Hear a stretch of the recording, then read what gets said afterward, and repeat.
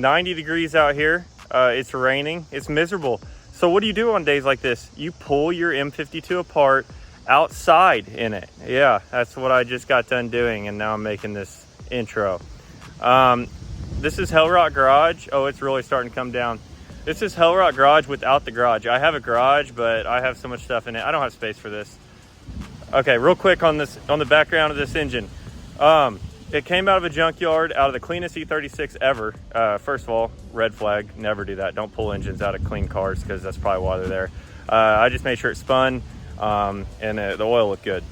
And it did, so I pulled it, and I put this in the blue car. I didn't even do a compression test, anything on it. And it kind of was down on power on the dyno, but it ran on about 10 pounds most of its life, engine untouched, you know, just basic gaskets and stuff like that. And it ran on 10 pounds most of its life, but it did creep in fourth gear sometimes. 18, 20 pounds on 93. Yeah, I just thought maybe my gauge was messed up. We just kept sending it. Whatever. If I actually did a really good dyno pull with this creep, we would have probably laid down 450 wheel maybe. But the creep was real. I've learned that, and you'll find out in this video that it was 100% real. We got a different wastegate setup and stuff on this S52. There's no creep. I got a legit gauge, and everything's cool. Also, the merch is done. It's getting shipped here. I'm waiting on it. It will be posted on B Racing's website, hopefully here soon. I hope you guys buy some of it. If so, I will make more shirts and stuff like that, different designs. And I would like to have hats one day, because, you know, I'm going bald. So I'm gonna have to have a hat that I like to wear. Okay, so here's the engine. Gave you the backstory on it. Miles are unknown, condition was unknown. I'm gonna go ahead and take this valve cover off. You'll notice that these coil packs are different than what come on E46s.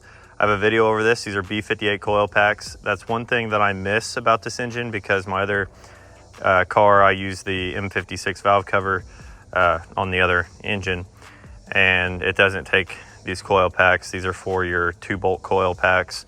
You can see these are the Tuner Tech plates in here, the conversion kit. That is all on B Racing's website if you want to buy that. Highly recommended.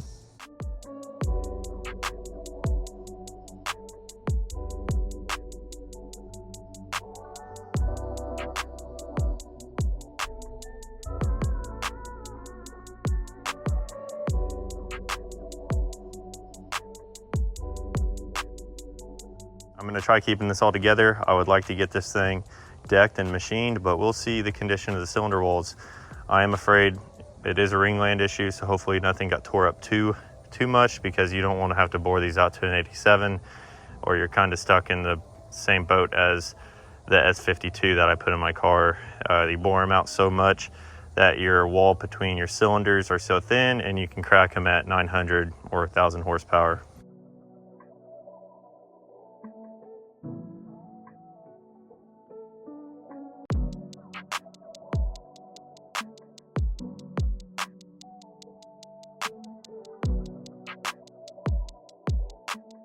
This thing is super clean.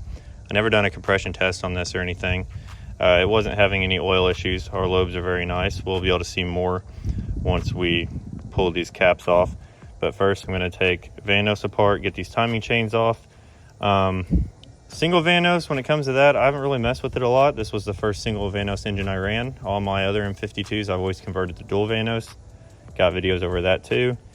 But I'm going to go ahead and take this Vanos off, or get these timing chains off, and then I'm going to take these cams out of here, and then hopefully we can work on taking this head off and finding this issue. It's starting to rain, so that's excellent. I've actually not messed with single Vanos much, like I said, but that's terrifying. I've heard those are in there, those needle bearings. That would be unfortunate if that fell apart. I guess it can't really go anywhere though.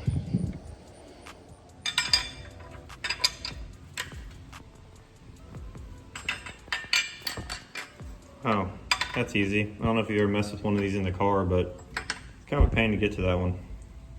So I'm gonna get the timing chain loose, start undoing these gears. I got the Vanos off, and then I will work on taking these cams out. It is raining outside, of course, not an ideal day to disassemble an engine. I'm gonna do as much now and try to finish up outside, hopefully, so we have better lighting, because the lighting is not great in here. But for these cams here, you guys probably know this, but once you get these chains out, you need to just loosen all of these evenly. You don't want to just start taking caps out on the end or whatever, because you can break these cams in half. I've never done it, but I have seen people do it. So I'm gonna go ahead and get these gears off and start getting these cams apart.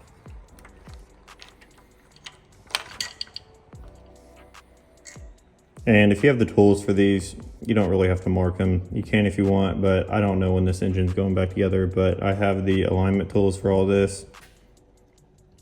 And no, I'm not taking this apart by the book. I'm just going at it. Obviously, when you reassemble these, you need to.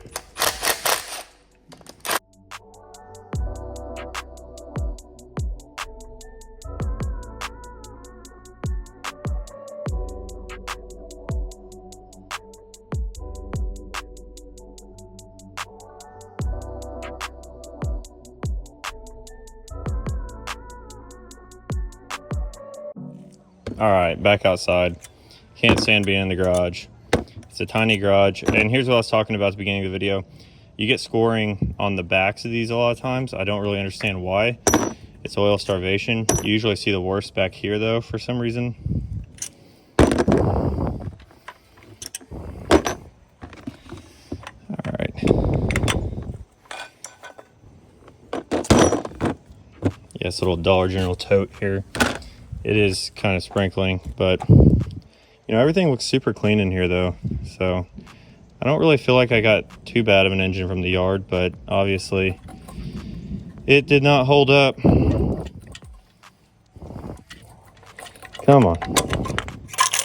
And that's fun too. You can buy those magnets for that, which I recommend for when you put it back together. I could also remove the head with the cams in the trays, but this head, if it's in good shape when we remove it, it will be getting machined. So the cams will have to come out anyways, and I will not be using B30 or B28 cams again anyways, so they got to come out. They're basically junk. They ain't really worth anything at all. They're not S52 cams or ZHP cam.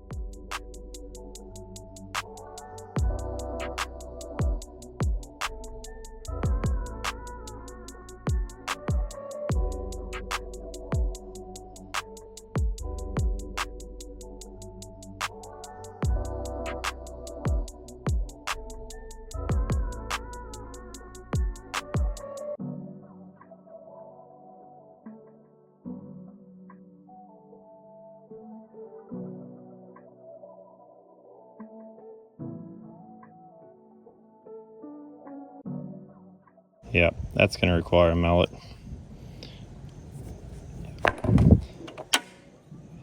Never use a hammer on an engine unless you have to. Actually, never use a hammer, because if stuff's not going together right, something's probably not right. But you know, we're just disassembling this thing. It's not really worth anything to me. As you can tell, we're doing it out in the rain. Oh, you think that hydraulic lifter is good? I'll probably use that. First choice. Man, this is weird using this phone mount, man. This is weird.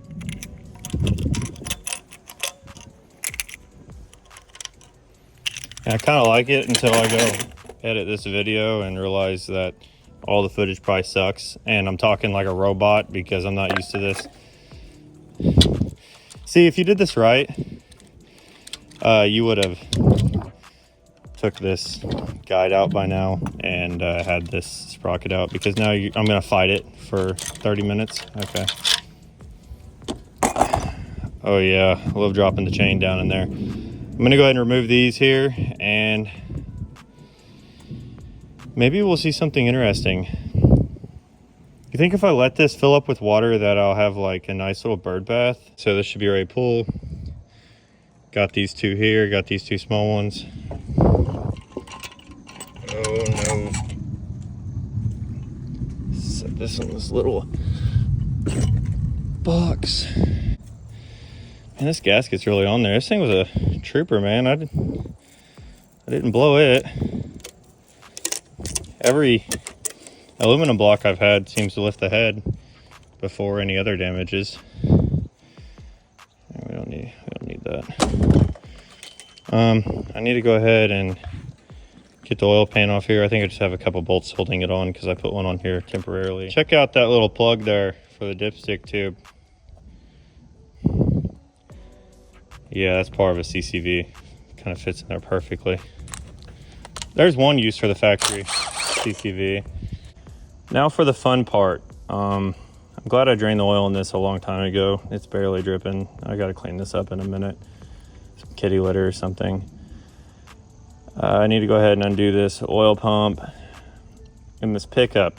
If you've been watching my videos, this is a E39 pickup. This is the pickup tube you want to use when you use a M54 pan, the E39 one with the two bolts here on this bracket.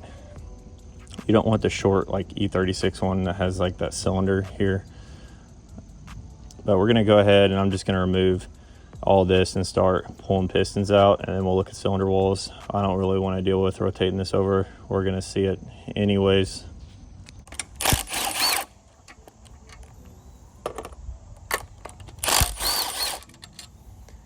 This battery has been on 1 bar this entire time.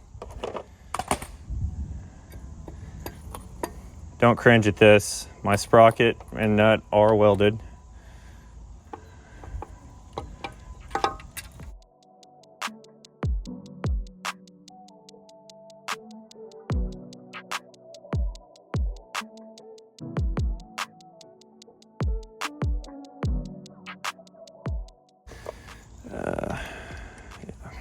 Oh gosh, we about put 2 wobble extensions together.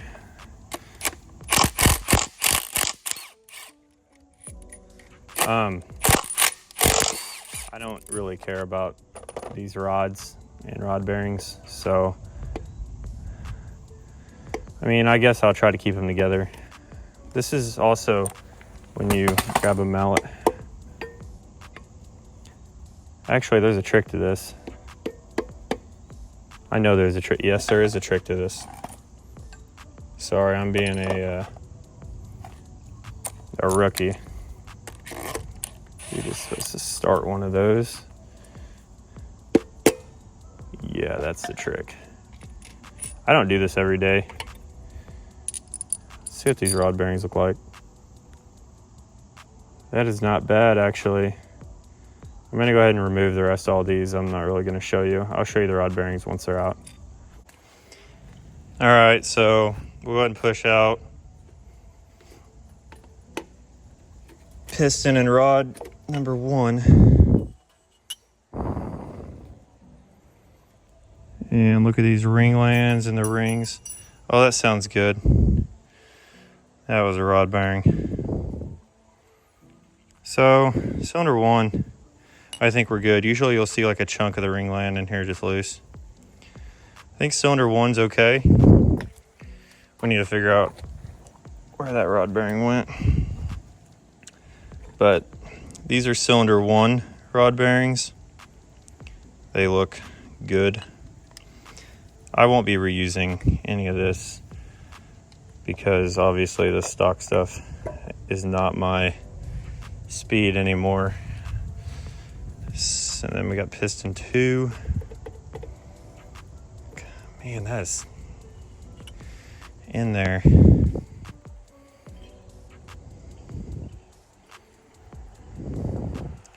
See that right there? There's a hairline crack there. And there's one right there too.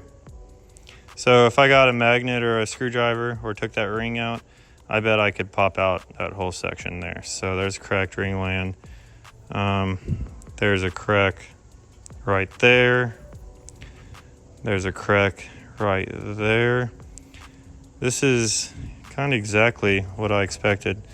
And then rod bearings 2, cylinder 2, look excellent.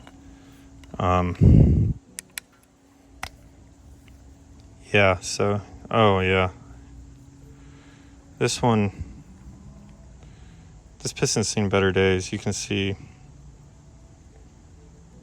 crack there and there. Let's check out 1 again, because maybe I missed them, because I've seen them where they're really obvious.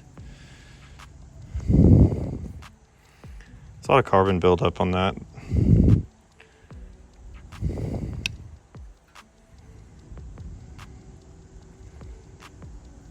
I think 1 is okay.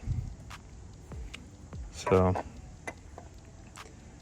2, no, not happy. All right, cylinder 3.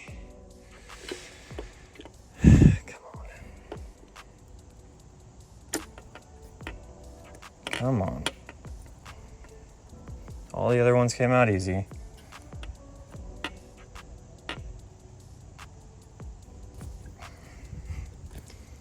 That's weird. That one isn't really wanting to come out.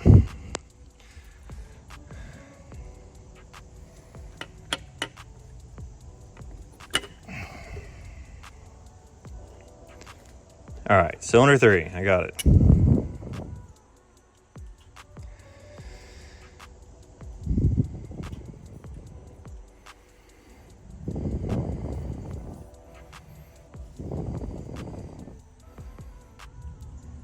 Not too bad.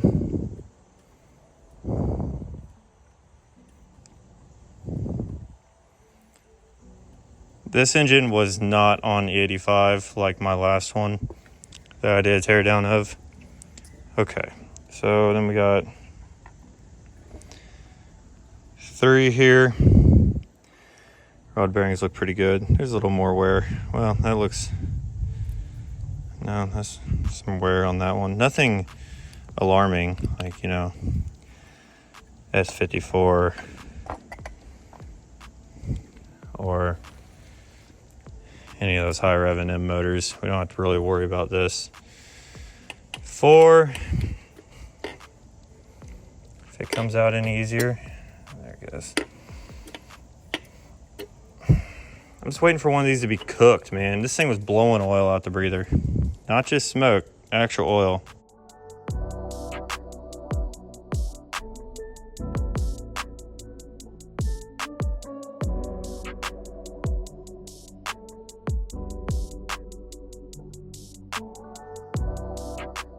When I edit this video, or you guys watching it, I may notice some stuff I missed, but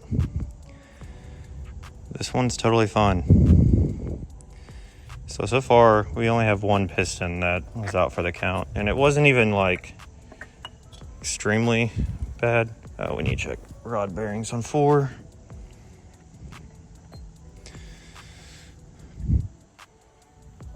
Not too shabby at all.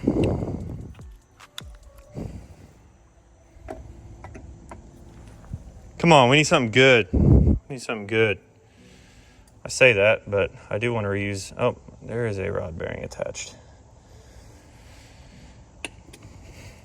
to the crank yet. Come on. This one's in kind of hard. Dude, all these rod bearings hitting the ground, I'm 100% reusing them. Okay.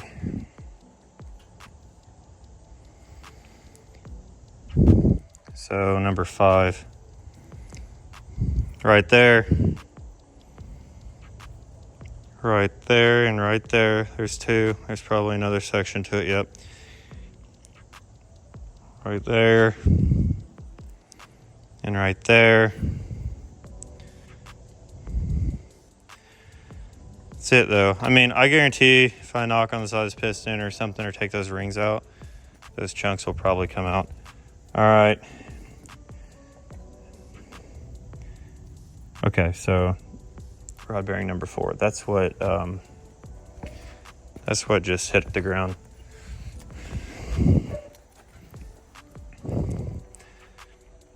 Not bad, little scoring right there. Actually, my fingernail catches that, so that one's actually not good. Not good.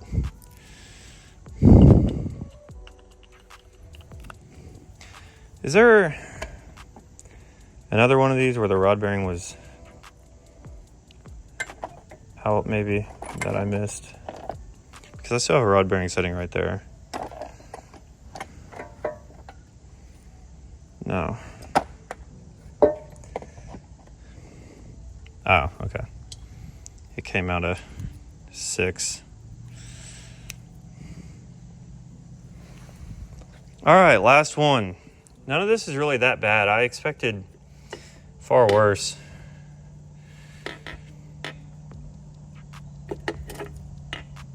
Oh.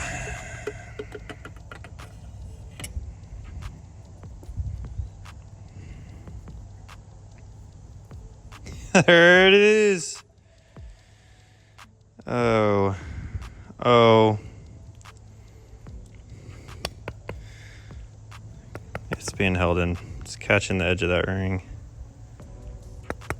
But if you guys can see that. Yeah. That looks awesome. That would be probably the most of the blow by. Holy cow. That bottom ring line looked bad. No, just this top one.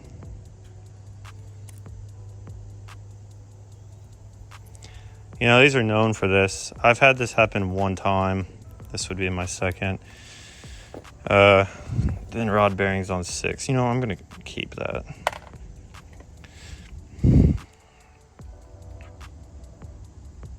Not horrible, not great. None of the rod bearings were really that bad. All right. I don't really have a great setup here. I just pushed this thing outside because I've been wanting to make this video. One thing I've learned from this iron block is I'm pretty sure these paper gaskets on M52s are a lot better than the MLS. Actually, maybe, I don't know. That's probably a debate. But it also could be with the threads, and these blocks don't give out as easy. But this video is going to be like 20 minutes long. If you guys are still watching this, thank you. It was pretty boring. Let's check out these cylinders and see if this engine's okay. I would only like to go up like one size on the piston. I'm going to go ahead and take this camera off here. Cylinder 1, not bad. There's some crud in here from taking the gasket off. That's all that is. Cylinder 2, I mean, they look really good yet. You can even see the crosshatch on them. Cylinder 3, not too bad, just more gasket crud in these. Oh, hello there, cylinder 5. Some scoring. Oh yeah, that looks good. That's nothing big. I can go up one size piston and that'll probably go away. I mean, there might be a little bit of scoring on all of these, but that is definitely the worst one yet. Yeah, there's that scoring again. Make sure I didn't miss any on this side.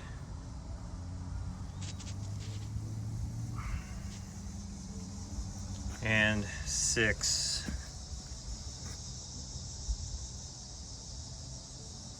Can't get a really good view on that. I don't have the light out here now. It kind of got dark after it rained.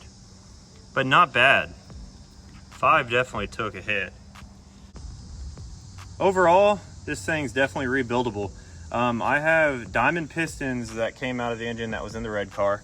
I'll be reusing them. I'm gonna have to get some new rings for them. And then I have forge rods. I'll be reusing those. I'm gonna have to get new ARP rod bolts for them because I've torqued them down a few times now. These cams and stuff, they don't really matter. Probably throw those away, to be honest.